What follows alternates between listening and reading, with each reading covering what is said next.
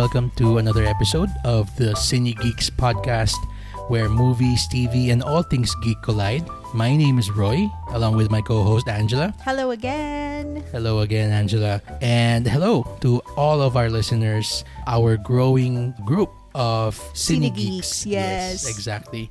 Before we continue, we would just like to take this moment to thank everyone who has listened, has subscribed, and has engaged with us, whether on Facebook, on Instagram, or even through the feedback section that we have on Spotify. Yes. Thank you very much. So, again, you know where to find us. You can find us on Facebook. If you haven't liked our page, we post our new episodes there regularly every Friday, and also sometimes post about anything, movie, TV, or geek stuff. We also post on Instagram as well. So, Angela, Yeah. this week we have a very exciting discussion ahead of us. Yes, I'm so excited to discuss it as well. Yes, because this show that we are going to be discussing this week literally came out of the blue. That's true. Hindi ko ina-expect na, first off, papanoorin ko to. And then, mas lalo ko hindi ko ina-expect na magugustuhan to. The way I did. Kasi you introduced this to me I did. just actually yesterday. And you saw the first 5 minutes, and then you told me, You're gonna like this. You're gonna like this. yes. Ano yung sinabi mong isang parang comparison mo? Yeah, because I know how much you love the movie Uncut Gems. Yes, I do. Yeah, parang ang sabi ko sa'yo, imagine Uncut Gems, pero in the kitchen. Yes. And actually, I cannot find a more apt or appropriate comparison for this show that we're going to be talking about this week, called The Bear. The Bear. Yes, The Bear is now streaming on Disney Plus Yes. here in the Philippines, and is available on FX and Hulu in the States. Yes. Yes, so we are going to be talking about season 1, and the reason why we talk about this now is actually a good segue to the show coming out when? On July 19th, the second season. Yes, that's right. The second season, yes. Trust us when we say right now that you guys are gonna love this. So I'm sorry if we're gonna start this episode with a direct recommendation. Direct recommendation, yeah. This is actually my favorite show at the moment, yes. Better than Succession.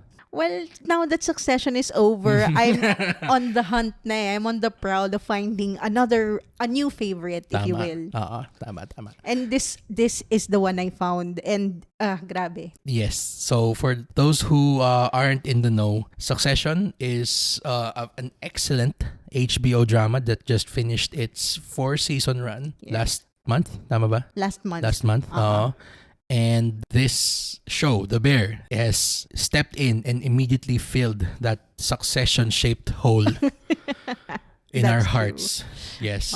And literal na chef's kiss. yes. No pun intended. So the thing that I love about this, without getting into too much detail at the moment, is it's juggling so many storylines na you don't think would fit well with each other without things getting too sappy or too melodramatic. It still has its comedic elements to it, pero the drama is still there. Especially all the very sensitive and relatable things that our characters go through. That's where the drama comes in. Yes, exactly. Very relatable family drama. Also, if you love watching cooking shows or even yung mga cooking TikToks, you are going to love this, because this show, again, we've been talking about it for 5 minutes now almost, pero we haven't given much detail. This show is about a chef, a 5-star chef, who goes back to his hometown of Chicago and takes over a family business left by his brother, who, and trigger warning for those of you who are easily triggered by this. The older brother of our main character, committed suicide. So, part of his will, his restaurant was left to the lead character. Yes. Portrayed by Jeremy Allen White of Shameless. Shameless fame, yeah. Yes. Also another great show, Yes. if you haven't seen that. But going back, Jeremy Allen White's character is named Carmen Berzato. Yes. So Carmen, or Carmi for short. yes, goes home to manage his family's Italian beef sandwich shop owned by his brother after his tragic suicide. Yeah. So, the first immediate thing that hooked me, and yung sinabi mo kanina na yung talagang uncut gems siya, yung sobrang intense na portrayal niya of the culinary world. Or actually, not really the culinary world in general, pero just a microcosm. The kitchen setting. Yun. Yes. And you have a sister Who is a chef. Yes. Shout out to her. She listens to the podcast, by the way. Thank you. And shout out. Hi, Ate Joy. Hello. So, siguro meron naman siyang mga nakwento sa'yo over the years. I wouldn't say in too much detail, pero has she like relayed anything similar to what you saw kung kano ka-intense yung talagang nangyayari sa kusina sa ganyang high-stakes na environment? Actually, just watching her cook sa bahay noon, she was so fast. She moves swiftly and calculated lahat ng galaw niya. And that, I saw that in the show. First 5 minutes lang, parang nakita ko na talaga na everyone moves with intention. Tama. And with certainty.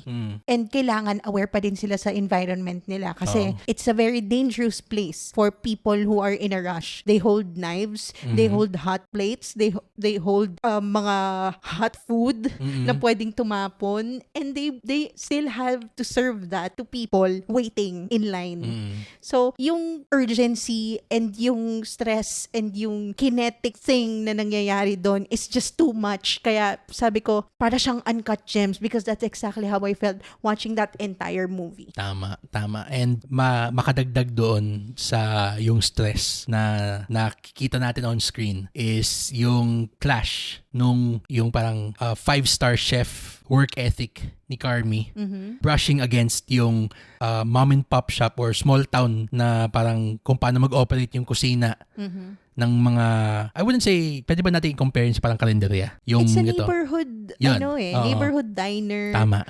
Na, alam mo yung, maiba lang ako alam mo sige. yung lumpia store sa Quiapo? Globe. Yung Globe Lumpia. Yes, tama.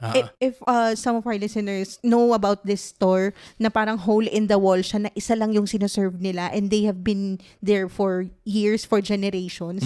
It's like that. Their shop is like that. It's parang mga tatay niya pa yung nag-open ng store na yon, tapos minana nila yung recipe, tapos yung neighborhood din kilala doon na yung sinaserve nila, and yun lang yung sinaserve nila everyday. Tama. Tapos biglang ipasok mo doon bigla na may sobrang aral na chef. Michelin star chef na no, gusto niyang lahat, yes chef, lahat, parang French training. Lahat parang ano yung term na sinasabi? Hierarchy. May hierarchy na parang may chain of command na sinasabi, ganun. Na yung original staff of the beef, that's the name of the beef sandwich shop, the beef. Originally, sanay sila na free-flowing yung takbo nung business. And that attitude is most embodied by my personal favorite character of the show. Yes. Richie, aka Cousin. Cousin! Yes. And Cousin! played by Ebon Moss-Bachrach. So, the name might not ring a bell, but if you've seen Andor, the very, very excellent Star Wars Disney Plus show that came out earlier this year as well. Yes. He portrays the character Skeen, a bit of a scumbag. Pero in the world a bit? pero in the world of Star Wars, who isn't a scumbag? True. Diba? But here, parang kung ano yung sliminess na nakita mo kay Skeen sa Andor, dito siguro may konting heart nakasama yung slime, and also a bit of insight as to why Richie being like that, yung kind of person. He's like a very rough on the edges guy with a heart of gold. Exactly. Tama. Ganon. The way you describe him, parang he's like Skin pero add Italian hand gestures to it. Parang ganon. Parang, cousin! Cousin, yeah. That's not how we do things, cousin. Kasi talagang every time, Richie is on screen, it's either you're so hooked into the antics that he's doing just to F with Carmi. Yes, and their contrast, that's what makes it all the more delicious to True. watch. Na Carmi is this very stern, very strict, and very by-the-book guy na sobrang straight arrow and very, very square. True. And then comes in Cousin Richie na very loud, very obnoxious, very animated magsalita. He doesn't have the same regard with work, with the work at hand as Carmi. True.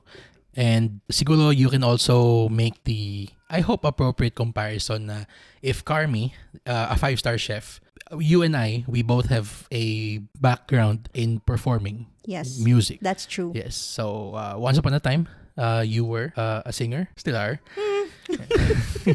And I sing to my cats. Yeah, true. She does. And ako sa akin, ako definitively once upon a time was a musician. Yeah. Yes, I was. So when we were neck deep in that world, we had this thing where we all immediately knew kung sino yung aral or who you knew graduated from music school. Had formal training. Sorry, yes. Yes. Better term. Versus the people who just learned by ear, learned by heart, just picked up the instrument. learned by experience. Exactly. And that is actually also a very big contrast that you see in The Bear. Kasi there is another character in this awesome show, awesome ensemble, named Sydney. Yes. And she is portrayed by Ayo. Hope I'm pronouncing this correctly. Ayo Edibri. Yes, another excellent actress. And she comes in to help Carmi basically run the shop like a well-oiled machine kasi aral din siya. She went to school then and she knows who he is. Ano yung pangalan ng school niya? CIA. Sorry, the Culinary Institute of America. America. Yes, Yeah. not that other CIA. Yes. Although tinanong din siya na parang, wait, are you a CIA they agent? acknowledged that joke. Yes, true. Pero yun, Sydney comes in and she immediately latches onto Carmi kasi number 1, idol niya si Carmi. True. And number 2, gusto niyang i-emulate yung parang French chef mentality. Yes. Doon sa parang basically sa karinderya na tinitake over nilang dalawa. And by the way, another detail na, is very essential to know is only Sydney knows who Carmi is. Yes. His Carmi's background in high-end culinary world. The other kitchen staff na seasoned staff na ni Michael pa. They don't know. Sorry, I don't know if we've mentioned it. Michael is the name of the deceased brother. Sorry. Ni Carmi. Yeah. Sorry, go Mikey, ahead. Michael Berzato. Yes. Yeah. So when we say Mike, that's the guy who used to own the kuya. The kuya. Yan siya. Sorry. Continue. Yeah. So they have only ever worked with the kuya because the kuya, Mikey, did not let Carmi work in the restaurant while he was alive. True. And they will explore more on that story as the season goes. And yun nga actually yung parang na-appreciate ko din dun sa show yung exploration niya nung relationship nila. And eto, okay, please don't come at me with pitchforks and knives, okay? The only experience I have had with a story like this has to do with yung mga usual Asian drama na nagiging forefront yung drama over the display of how much of an expert the lead character is supposed to be in the thing that they do. True. Na parang, ito, let's say example for the chef, na bida. Usually in an Asian drama, and again, I'm not ragging on Asian drama. If they want to do that, sige, go. There's an audience for that. But obviously, it's not me. But for yung mga drama na ganon, usually magiging setup itong si big time chef, uuwi siya sa kanyang probinsya, tapos makikita niya na run down na yung negosyo nilang pamilya, tapos iti-take niya to heart na mission niya yan, na parang gawing the best ulit yung restaurant nila doon sa town nila, tapos along the way meron siyang mamimit na sweet provincial girl na magiging conflict na, wait, should I focus on the restaurant or should I focus on this new love I'm finding? Pero hindi. Yun yung pinaka nagustuhan ko sa The Bear kasi ang naging conflict niya dito, family-wise, is why is he doing something that reminds him of the pain of his disconnect with his brother, which is the restaurant. Parehas kasi silang mahilig magluto. Oo. 'Di ba? Parehas silang magaling magluto. Actually, they connected through food. Exactly. And some relationships are like that. They connect with a common interest. That's very true. That's very true. And I get what you're saying about the tropes. Exactly. Sometimes they just focus on the family dynamic and the drama that's the struggle between the personalities instead of focusing on the craft or the profession or the premise na sinimulan niya. It suddenly became just all about the clashing personalities, the conflict na lang. Oo. And kasi dito sa The Bear, if I may say so, the restaurant itself is a character. Yes. It informs yung mga actions, yung motivations ng mga tao in it, yung kung paano mag-explore ng kanilang dreams, yung mga nagtatrabaho doon. There's another character in the ensemble named Marcos. Marcos is portrayed by Lionel Boyce. Yeah. He's one of my favorite characters, by the way. Actually, second ko siyang third favorite ko siya after fourth. See, ang daming magaling dito. So, yeah. You currently, can pick one. You can pick one. Pero sige, I'll go with my rankings of who I like character-wise dito later. Sorry, going back. Marcos is the resident, ayoko sabihin pastry chef at the start pero more siya yung nagha-handle ng pagbe-bake ng mga tinapay, ng mga sandwich na sinaserve nila. Well, they don't have a formal hierarchy yet. Exactly. Tama. So, siya lang yung tagagawa ng desserts. Siya lang yung naatasan na, sige na, ikaw na yung gumawa ng tinapay. Sige, sa'yo na. Kasi in the middle of the show, they define the positions Kasi nga, because it's a mom and pop shop, they don't really follow the formal hierarchy of kitchen. Like yung mga chef de cuisine, chef de partie, sous chef, yung mga ganyan. I learned that from my sister, by the way. Hi, Ate Joy. So meron talagang chain of command. And when Carmi arrived in the shop, there was no order at all. So, wala silang defined positions. Exactly. They don't even call each other chef. No, they don't. Exactly. Yes, that calling of each other chef, and while I know na it's a must in the culinary world, they take the piss out of it, they make fun of it dito in a very funny way. Let's just leave it at that. Pero yun na nga yung dahil dun sa walang structure nung restaurant bago dumating si Carmi, hindi alam nung mga tao dun kung ano ba talagang gusto nilang gawin. And eventually, kasi nga dahil ano dun si Carmi, Marcos, yung parang baker lang nila, was able to discover na it's not just bread that he has a passion for baking. Diba? Gusto niya gumawa ng dessert. Yan. It's beautiful how people get inspiration from the people around them. Tama. Parang they enrich each other. They help each other improve or grow or explore, dream bigger. Yes, that's true.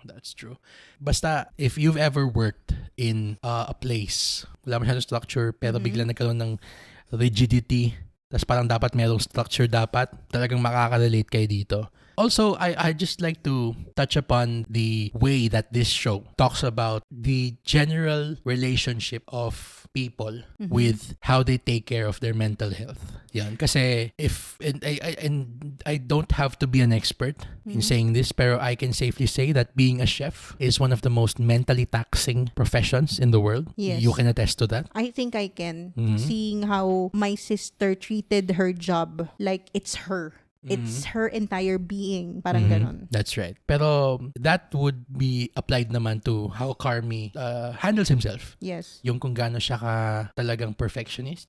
Talagang gaano siya ka demanding of perfection from others. And there's actually a very harrowing scene at the start of the show na actually somewhat is a bit hilarious for us kasi meron siyang konting cameo For people who know, you're gonna see that this is a very cool cameo. Let's just leave it at that. Okay, leave it at that. Yan.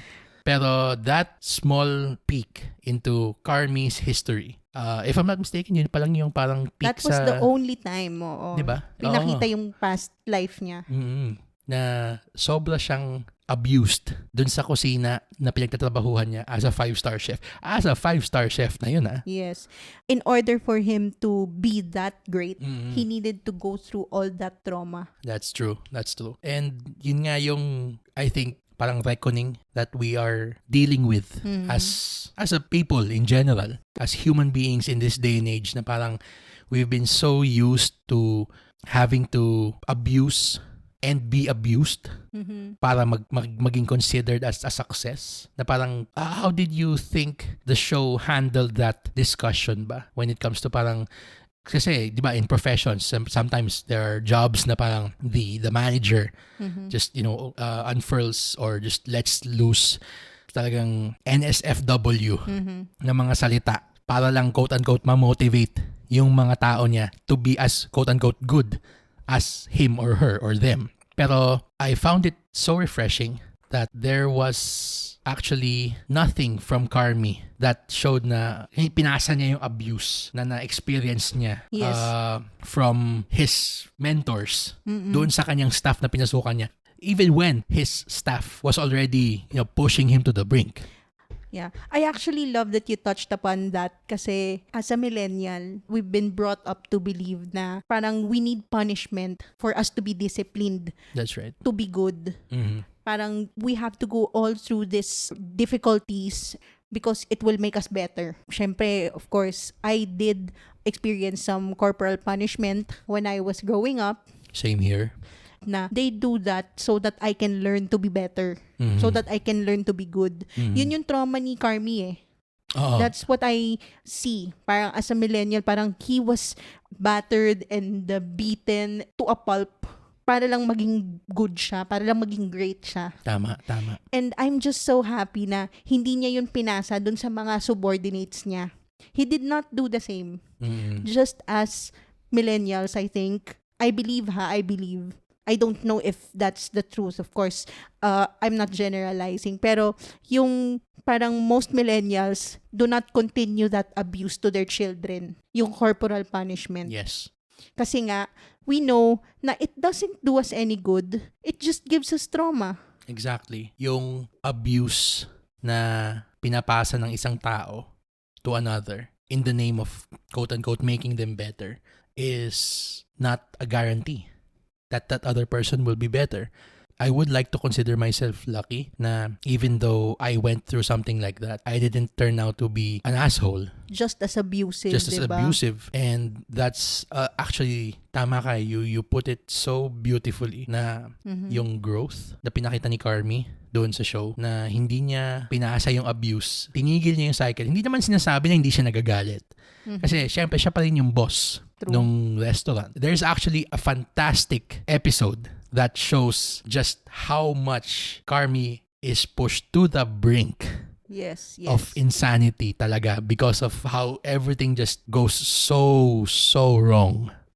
Pero even then, alam mong talagang last resort niya yung magbato ng abuse doon sa tao niya. Kasi alam niya na lahat naman sila sama-sama doon sa plight na or yung gulo na nandoon sila. I wouldn't say na parang he abused them in a way dun sa episode in question.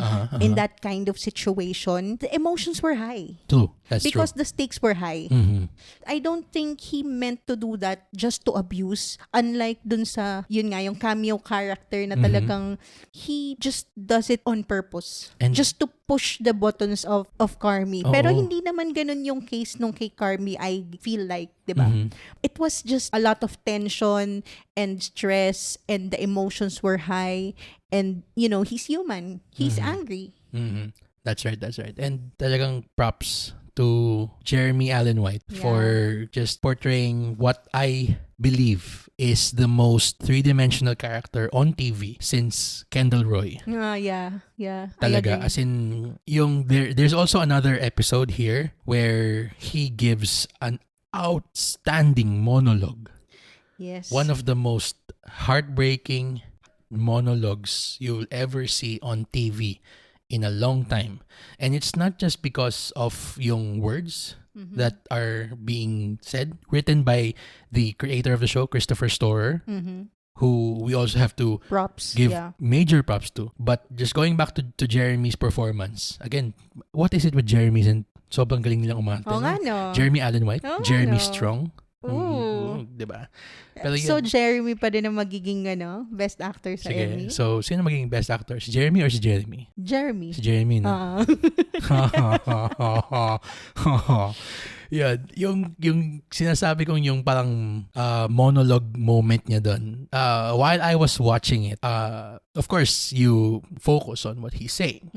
How he's saying it. Pero the thing that really just broke my heart watching that monologue was yung small micro expressions niya na kung ikaw na ayoko naman sabihin na pinagdaanan ko yung exact same na parang mga problema na encounter nung character niya. Of course not.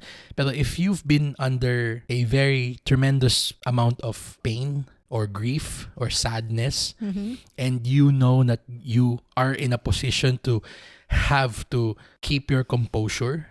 You know exactly what I'm talking about when you say na parang lumalabas siya dun sa mga small na the micro expressions on your face na you just want to keep it together pero the cracks are falling apart. And I really felt that in that moment, ako personally, that sealed his win over the other Jeremy.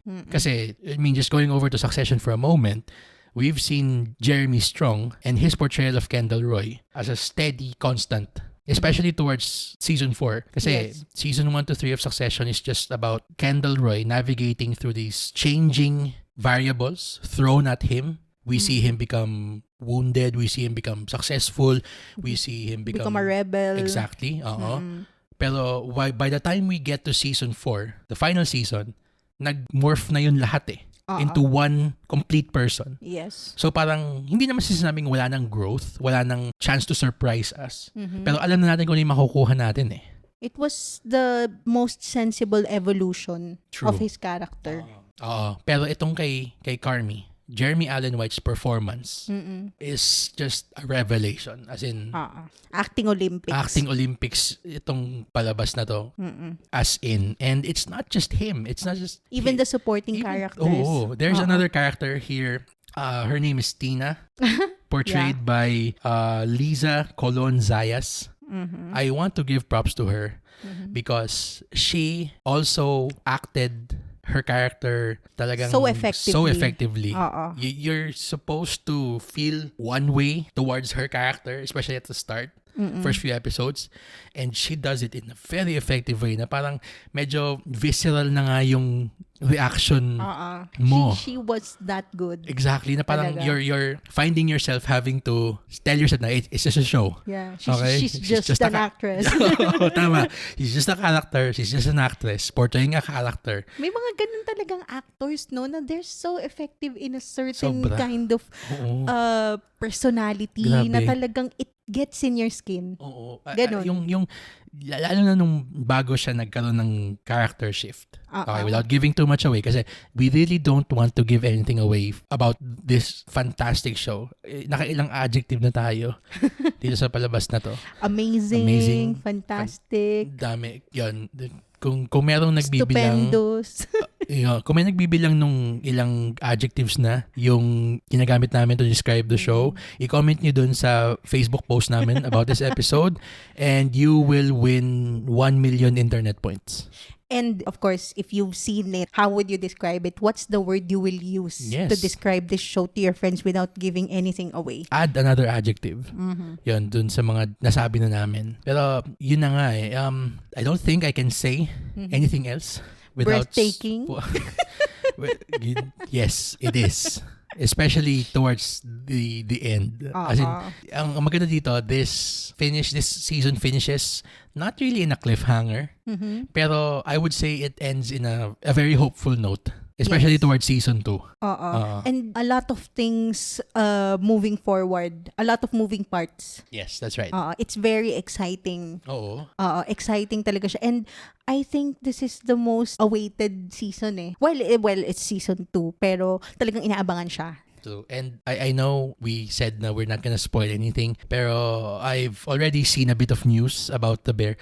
Yun na nga eh. I've only just seen or heard about this show online through the usual places where movies and TV are talked about, and people are gushing about it. And I've already seen people gush even more about season 2. And we have not seen season 2, by the way. We haven't. Yes, it's already out in the States, but we are being good boys and girls. Antay natin siya sa Holding out. Yes, antay natin siya sa Disney Plus. On By the July way, 19. yes, again, it comes out on July 19. Yes. And I hope they still do it na isang bagsak pa rin lahat. Season 1 has 8 episodes. Am I right? Yes. 8. Yes, 8 episodes. But we basically treated that entire season as a 3-hour movie. Yes, it was one sitting. You can finish it in one sitting. It's that good.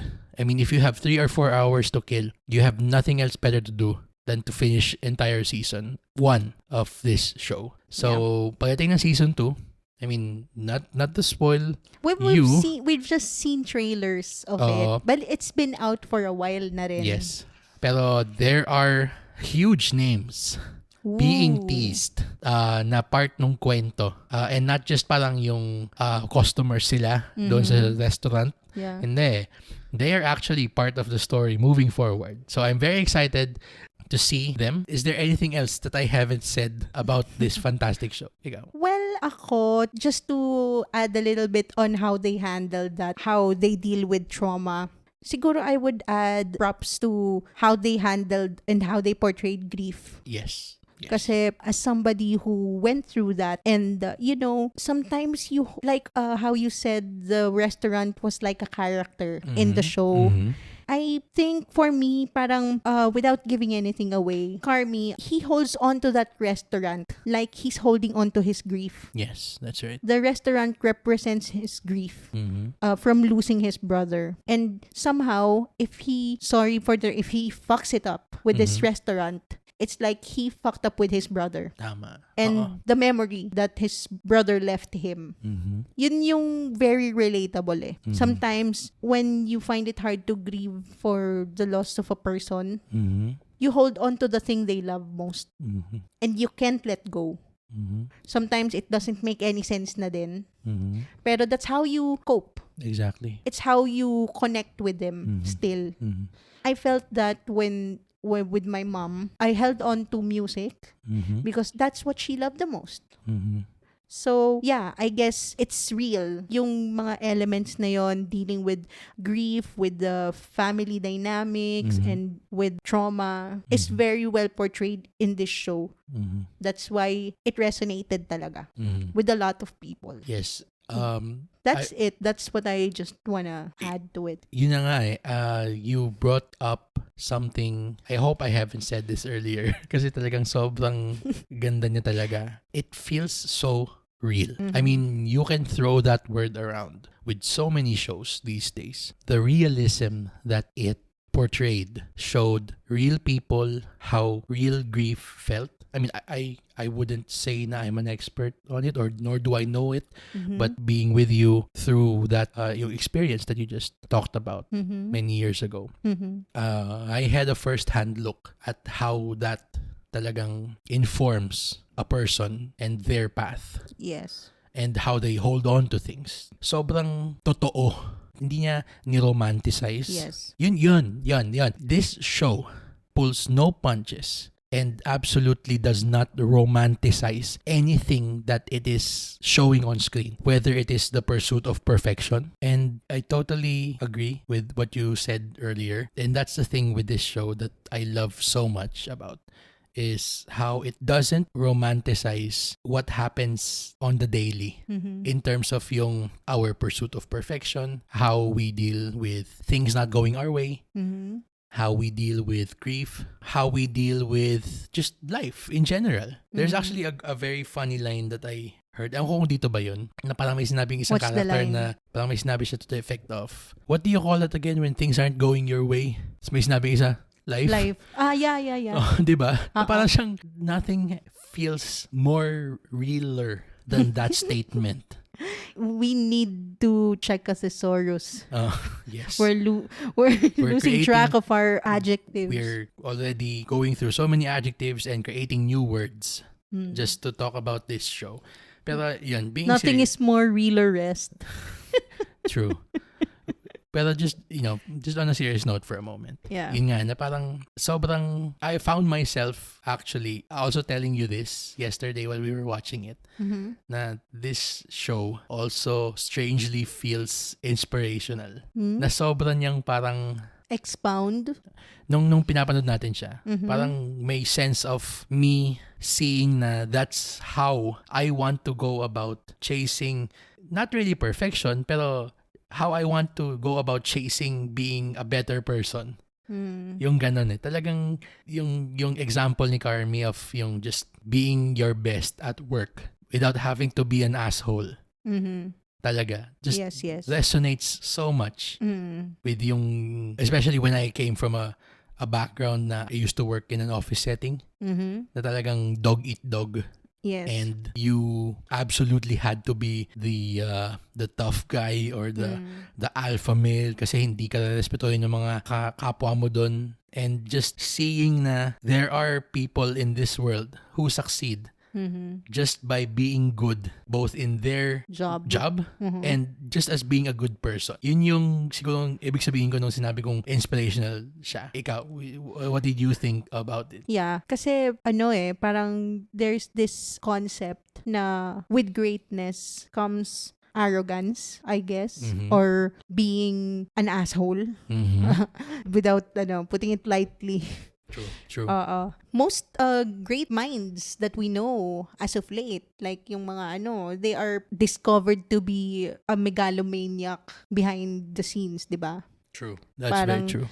Parang ganon. So, if you are great, then you must be a bad person. Sometimes, that's not the case. Di ba? Sometimes, there are some great people who are also not that kind of an asshole. Tama. Possible pala yun.